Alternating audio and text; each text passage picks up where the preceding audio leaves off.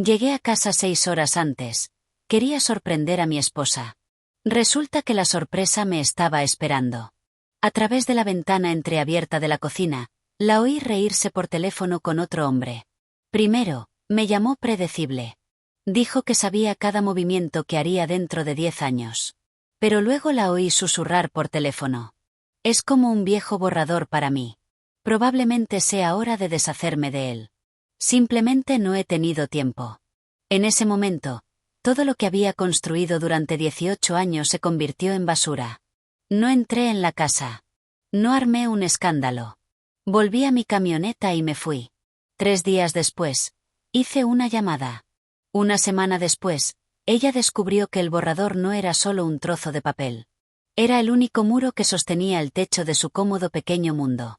El hielo negro en la primera 65 mató la mitad de mi ruta y la central me mandó de vuelta 6 horas antes. Pensé en sorprender a Marlene sentándonos en el porche como solíamos hacer antes de que las cosas se pusieran tensas entre nosotros. Aparqué la Dodge Ram 2 casas más abajo de la nuestra. Una vieja costumbre de la vida de camionero. No se acerca un diésel a una casa donde duermen los niños al mediodía. Caminé por el patio lateral y fue entonces cuando vi la ventana de la cocina. Se abrió como una pulgada. Ella se reía. Esa risa baja que solía reservarme cuando salíamos. Me detuve junto a la hortensia, la que su madre plantó el verano que nos mudamos, y simplemente escuché. Entonces su voz bajó y dijo su nombre como si lo hubiera dicho 1000 veces. Vance. Hizo una pausa y lo que salió a continuación fue lo que terminó con nosotros. Cariño, es como un viejo áspero. Borrador para mí. Probablemente sea hora de echarlo. Simplemente no he tenido tiempo. Ella volvió a reír. No pude entender lo que Vance respondió. Entonces su voz se volvió dulce. No te preocupes, cariño. Estoy cuidada. Wade se aseguró de eso hace años. Mis dedos se tensaron en el alféizar de la ventana. No estaba segura de poder respirar. 18 años. Cada silla en esa cocina, cada plato del que comió, cada dólar que pagó la hipoteca, todo eso fue mío. Y para ella, todo eso era algo que tiras cuando terminas. Caminé de regreso a la camioneta despacio y en silencio, subí y salí del vecindario sin pensar ni una sola vez en a dónde me dirigía. Mis manos temblaron en ese volante durante 1 hora seguida hasta la casa de mi madre en Elizabethtown. Mamá tiene 75 años y vive sola en la casa donde crecí. Llamé a su puerta mosquitera alrededor de las 2. Me miró, realmente me miró, y no hizo ni una pregunta, solo dijo que había estofado en la estufa y que me sentara. Esa noche, me acosté en mi antigua habitación. La cama era demasiado corta para mí ahora. Miré al techo y su voz se repetía en bucle. Un borrador. Hora de echarlo. Pero la parte que cambió que yo tuviera frío era otra cosa. Resuelto. Wade se aseguraba de eso. Un par de años después de casarnos, una noche, mientras lavábamos los platos, me preguntó qué pasaría si algo salía mal en la carretera. Un accidente en un puerto de montaña. Un infarto en una parada de camiones en algún lugar de Wyoming. Lo ignoré. Le prometí que no se preocupara. Le expliqué que cada mes pagaba un poco más de mi bolsillo, además de lo que pagaba la empresa de transporte. Lo que no dije en voz alta fue la cantidad. Con ese pequeño pago, si mañana me caía de un puente, Marlene no tendría que trabajar ni un día más en su vida. Sería dueña de la casa, tendría suficiente colchón financiero para vivir tranquila hasta la vejez. Me besó la nuca y me llamó buen hombre. Durante 18 años, pensé que esa era su forma de decir que confiaba en mí. Ahora sabía que no era así. No era confianza.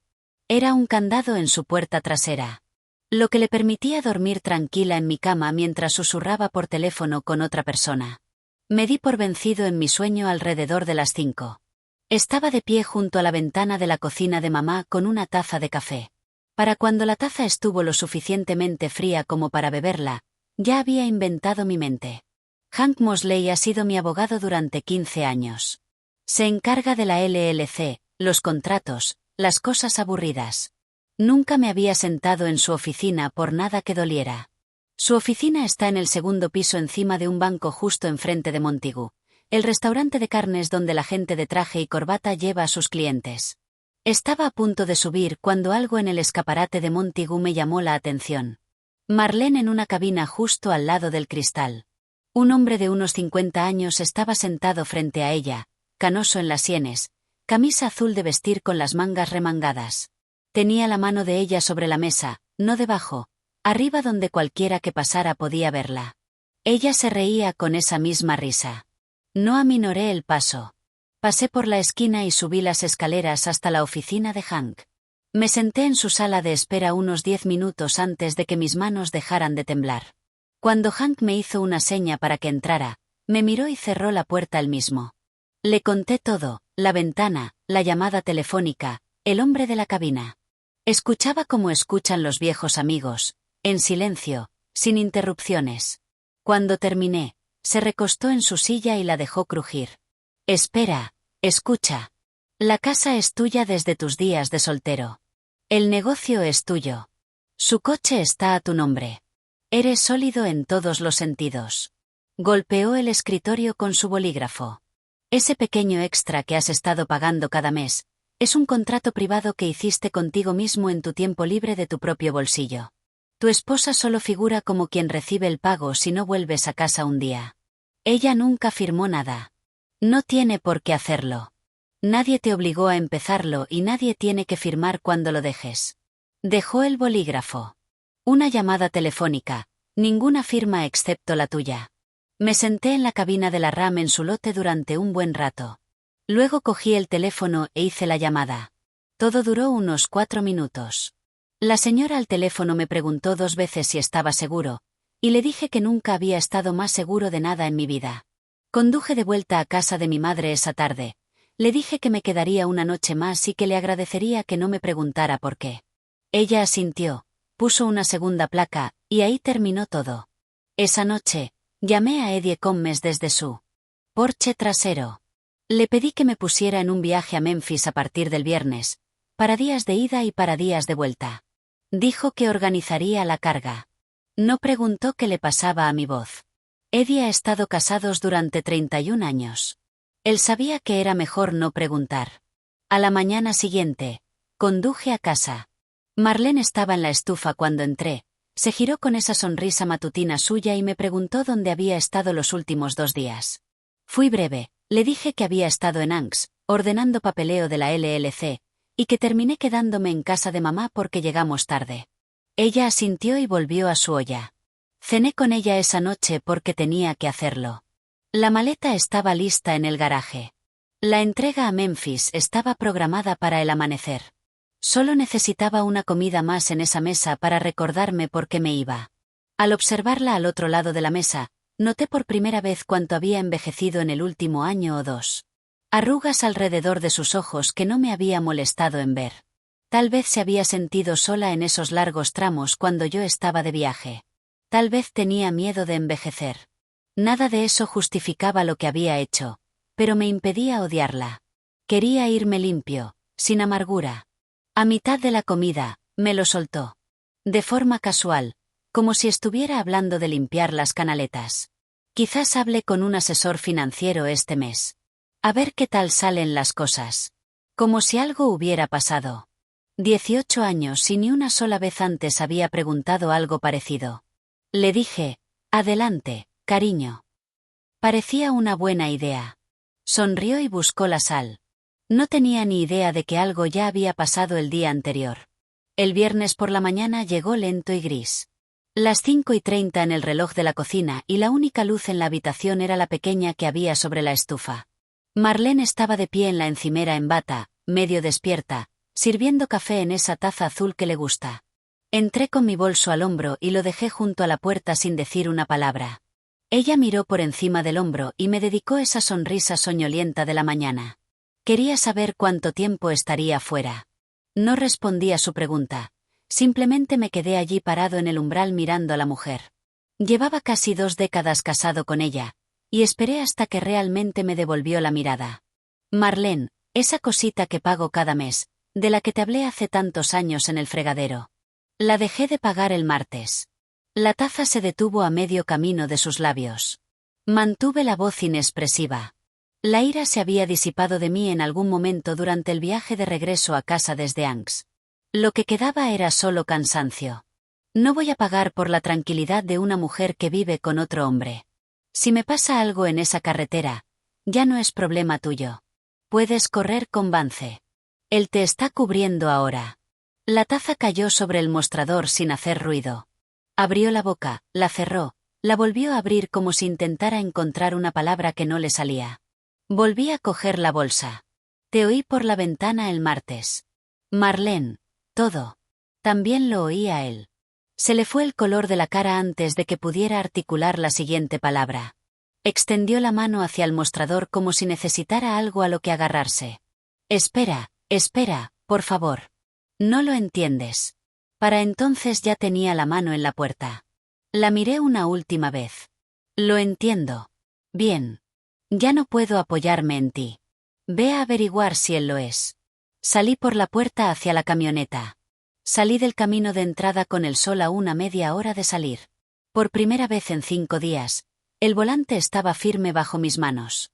Las primeras 100 millas, no sentí nada. Solo la carretera, la radio a bajo volumen, el motor diésel zumbando constantemente debajo de mí. Cerca de Nashville. Mi teléfono comenzó a iluminarse en el asiento del pasajero. Marlene, 6 veces en 20 minutos, luego una pausa, luego 3 más. Lo dejé sonar. Si un hombre va a hablar con su esposa sobre el fin de su matrimonio, lo hará en su propio porche, no por Bluetooth a 70 metros por hora a través de Tennessee. Paré en una gasolinera Pilot para repostar. Tomé un café, volví a la cabina, el teléfono se iluminó de nuevo, y esta vez fue al buzón de voz. Puse el mensaje en altavoz. No estaba llorando y eso me sorprendió. Su voz salió tensa y controlada. Como cuando estaba enfadada y trataba de ocultarlo. Me dijo que teníamos que hablar. Me dijo que había cometido un grave error. Dijo que no sabía lo que había hecho. Lo borré. Luego me senté en ese aparcamiento un rato viendo entrar y salir camiones grandes. Pensando en ese mensaje de voz. No había miedo en su voz. Ni desesperación. Enojo, sí, pero debajo del enojo, sonaba como una mujer que todavía creía tener opciones, que todavía pensaba que había alguien más a quien podía llamar. Todavía no lo había llamado. Eso fue lo que me impactó. Me llamó primero porque estaba haciendo cálculos para ver cuál de los dos era la mejor opción. Su esposo, el único, acababa de decirle a un desconocido que quería echarlo, o Avance, el hombre con el que se había estado riendo, a través de esa ventana. Arranqué la camioneta y volví a la autopista. Estaba a punto de descubrir quién de nosotros la atraparía cuando se cayera. Llevaba 3 días en el viaje a Memphis cuando Eddie llamó. Estábamos parados en un patio a las afueras de San Luis, sentados en el parachoques de su camión comiendo perritos calientes de gasolinera. Había hablado con su primo Pete, y Pete había hablado con su cuñada, Linda. Y Linda trabajaba en la recepción de una empresa de logística en el lado norte de Bowling Green. Espera, tu esposa apareció en la oficina de su jefe el viernes por la tarde. Sin cita previa. Entró allí con el aspecto de una mujer que se dirige a un funeral al que no quiere asistir. Dejé de masticar. Entró en la oficina de Vance. La puerta estaba abierta. Linda la oyó decir una frase lo suficientemente alto como para que 2 hombres en la oficina se giraran. Entonces Vance se levantó y cerró la puerta, pero las paredes de esa oficina, hermano, son de cristal. Eddie escupió en la grava entre sus botas. Pete dice que ella salió unos 3 minutos después. Vance no la siguió. Ni siquiera se acercó a la puerta. Lo que fuera que ella pidiera al entrar, no se fue con ello. Él dio otro bocado, masticó y luego añadió una cosa más. Vance siempre estaba casado, siempre volvía a casa con su esposa a las 5 en punto. Lo que fuera que tu esposa creyera tener con él, nunca era lo que él vendía. Simplemente estaba aburrido. Ella era la que pensaba que era amor. No le pregunté a Eddie qué había dicho en esa oficina. No hizo falta. Solo hay una pregunta que una mujer casada entra en la oficina de un hombre casado para hacer. Y solo una cara que él pone cuando su respuesta es no. Terminé mi perrito caliente y volví a subir al camión. Ese fue el momento. No cuando hice la llamada, no cuando empaqué mi bolso en la oscuridad. El momento fue cuando ella corrió hacia Vance y Vance no la atrapó. Fue entonces cuando el techo se le vino encima. Conduje el resto de la ruta en silencio. A las afueras de Little Rock, llamé a Hank desde un área de descanso y le dije que preparara los papeles, que los enviara por mensajería a la casa y que le diera una semana para firmar en silencio. Después de eso, los abogados empezaron a gritar. Hank dijo que estarían sobre la mesa de su cocina el lunes por la mañana. Llegué a Memphis al anochecer del domingo y dormí 8 horas seguidas en un motel. Llevo años usándolo. El lunes por la mañana, empecé a volver a casa. Alrededor del mediodía, paré en una gasolinera a las afueras de Jackson para echar gasolina. Junto al surtidor, había un joven conductor, de unos 25 años, con el capó abierto de una vieja Kingworth. Estaba hablando por teléfono, discutiendo con alguien, con el despachador, por lo que parecía, y tenía ganas de darle un puñetazo a su propia parrilla. Terminé de echar gasolina y me acerqué. Le pregunté qué le pasaba. El chico me miró, luego miró el nombre de la empresa en la puerta de mi RAM. Bell Howling, Bowling Green, Kentucky. Su expresión cambió. ¿Pesas Bell? Asentí. Me dijo que su tío tenía una pequeña empresa en Owensboro. Y que el tío le había dicho que si alguna vez se le averiaba la camioneta a menos de 500 metros de mí, me llamara a mí. Me metí debajo del capó y lo diagnosticé en 5 minutos. Solenoide de combustible. Un problema común en esos modelos antiguos. Le indiqué el taller más cercano que podía cambiarlo el mismo día. Me estrechó la mano 2 veces y me llamó señor. Volví a subirme al coche y puse rumbo al este, hacia Bowling Green. Por primera vez en una semana, me sentí de nuevo como un hombre con nombre. Llegué a Bowling Green el martes por la tarde. Conduje directamente a casa. Marlene estaba en el escalón del porche como si llevara allí un buen rato. Había adelgazado en 5 días. No se había arreglado el pelo. A través de la puerta mosquitera, pude ver el sobre de Hank en la mesa de la cocina detrás de ella, allí dentro. No subí los escalones, me quedé en el camino, con las manos metidas en los bolsillos de la chaqueta. Empezó a regañarme antes de que pudiera decir una palabra. Me rogó perdón, dijo que era un error, me dijo que Vance no era nada. Todo era nada. Ya lo había terminado. Prometió que haría cualquier cosa si le daba otra oportunidad. La dejé que se desahogara. Se lo debía después de tantos años. Cuando por fin se detuvo, se quedó allí de pie con los brazos cruzados sobre el pecho, respirando con dificultad. Marlene, firma los papeles antes del viernes y todo se queda en silencio. Si no firmas, vamos a juicio. El juicio será ruidoso. Un susurro respondió. Espera, por favor. Di 2 pasos hacia la camioneta. Entonces algo me detuvo y me giré. Te oí a través de esa ventana. Me llamaste borrador y le dijiste que te había cuidado de por vida. Esos fueron tus 2 grandes errores. Ella ya no me miraba a los ojos. Y fuiste a verlo el viernes, ¿verdad? Él ni siquiera se acercó a la puerta. No tenía que responder a esa. Su rostro lo decía todo. Un rápido sobresalto, la mirada fija en las tablas del porche. Un pequeño ruido en su garganta que podría haber sido el comienzo de una palabra que no pudo terminar. Me subí al RAM y salí del camino de entrada. Ella no me siguió, no gritó, simplemente se dejó caer en el escalón del porche como si los huesos se le hubieran salido de las piernas. Firmó los papeles el miércoles por la mañana. Me quedé en casa de mi madre esa semana, comí su comida, dormí en mi antigua habitación, no dije mucho. Ella no preguntó. Para el viernes, estaba archivado. Para el sábado por la mañana, la casa estaba en venta. Ya no podía dormir en esas habitaciones. 18 años comprando cosas para una mujer que había estado sentada en mi propio columpio del porche, diciéndole a otro hombre por teléfono que yo era algo para tirar. No puedes dormir en una casa así. No después, ¿sabes? Marlene se mudó a casa de su hermana Diane en Cincinnati unos días después de firmar.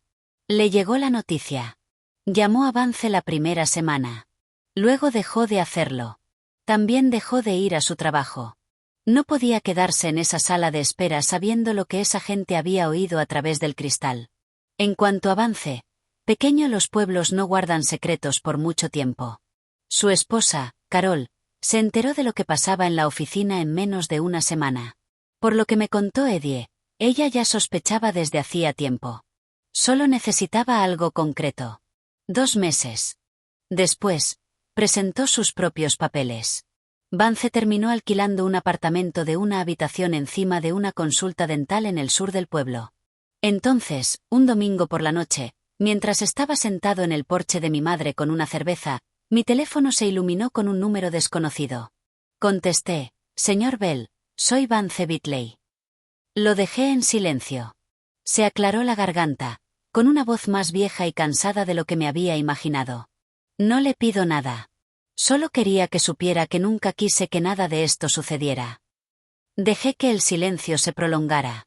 Entonces le dije: «Señor Bitley, debería haber mantenido la puerta de su oficina cerrada hace 18 meses. Ahora ambos estamos viviendo con lo que había al otro lado». Empezó a decir algo más. Colgué. La siguiente llamada llegó el lunes por la mañana. Cincinnati a Tulsa. 8 días de ida y vuelta. Me levanté a las 4 con el café ya listo en el mostrador de mamá y mi bolso esperando junto a la puerta. El carnero se estaba calentando en la entrada cuando ella salió de su habitación en bata y se paró en la puerta de la cocina. Me observaba mientras me ataba las botas.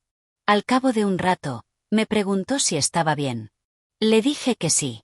Me sirvió un termo para el camino y me acompañó hasta el porche, igual que hacía 20 años cuando volvía a casa de permiso del ejército el martes de la semana siguiente.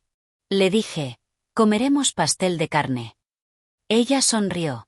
«Lo tendré listo». Salí de su camino de grava y giré hacia la carretera comarcal en dirección oeste. Escarcha en los campos. La radio se encendió sola cuando se puso en marcha la calefacción. Una vieja emisora de música country de Louisville. Voces familiares para un viaje familiar. Aproximadamente 1 hora después, empecé a pensar de nuevo en aquella mujer a través de la ventana de la cocina, en cómo me llamó, en el hombre al otro lado del teléfono, sentado en un apartamento de una habitación encima de una consulta dental, llamándome un domingo por la noche para pedir perdón. «No iba a dar un borrador», dijo. «Predecible». La verdad es que la previsibilidad es lo que te trae a casa sano y salvo después de 30 años en la carretera. Predecible es lo que paga la hipoteca, lo que mantiene las luces encendidas, lo que contesta el teléfono a las 2 de la mañana cuando alguien a quien amas necesita ayuda. Predecible es el hombre al que llamas cuando algo importa. Aquí en la carretera, donde los hombres realmente hacen el trabajo. Ese era el hombre al que llamaron. 18 años, 6 días, una llamada telefónica, y ahora solo la carretera de nuevo. Eso fue hace ya un tiempo. La casa ya no está, los papeles están firmados, y la vida siguió su curso sin mucho ruido. Marlene se fue a Cincinnati, y oí que ahora vive apartada. Vance desapareció de la escena poco después de que todo saliera a la luz. Seguí conduciendo. Las mismas carreteras, el mismo trabajo, solo que ahora con un peso diferente sobre mis hombros. Gracias por los me gusta. Suscríbanse. Hay muchas más historias sin contar por venir.